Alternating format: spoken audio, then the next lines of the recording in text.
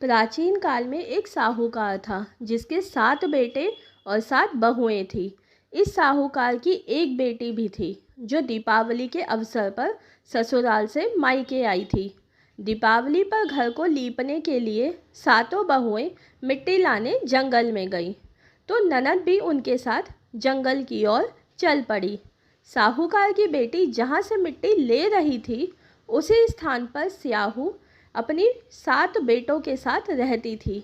खोदते हुए गलती से साहूकार की बेटी ने खुरपी से स्याहू का एक बच्चा मर गया। स्याहू इस पर क्रोधित होकर बोली, मैं तुम्हारी कोख बांधूंगी। स्याहू की यह बात सुनकर साहूकार की बेटी अपनी सातों भाभियों से एक एक करके विनती करती है कि वह उसके बदले अपनी कोख बंधवा ले। सबसे छोटी भाभी ननद के बदले अपनी कोख बंधवाने के लिए तैयार हो जाती है। इसके बाद छोटी भाभी के जो भी बच्चे थे वह सभी 7 दिन बाद मर जाते हैं। 7 पुत्रों की इस प्रकार मृत्यु होने के बाद उसने पंडित को बुलवाकर इसका कारण पूछा। पंडित ने सुरही गाय की सेवा करने की सलाह दी।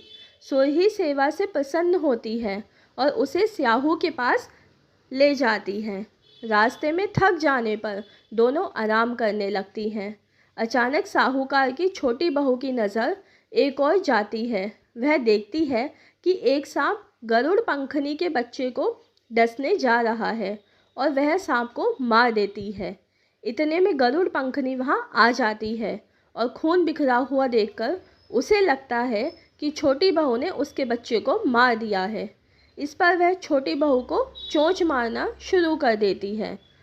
छोटी बहू इस पर कहती है कि उसने तो उसके बच्चे की जान बचाई है। गरुड़ पंखनी इस पर खुश होती है और सुरही सहित उन्हें स्याहू के पास पहुंचा देती है। स्याहू छोटी बहू की सेवा से प्रसन्न होकर उसे 7 पुत्र और 7 बहुएं होने का आशीर्वाद देती है। स्याहू के आशीर्वाद से छोटी बहू का घर पुत्र और पुत्र की वधुओं से हरा भरा हो जाता है। अहोई अष्टमी का अर्थ एक प्रकार से यह भी होता है अनहोनी को होनी बनाना, जैसे साहूकार की छोटी बहू ने कर दिखाया था। हे अहोई मैया, जैसे आप सब पर प्रसन्न होती हो वैसे हम पर भी होना।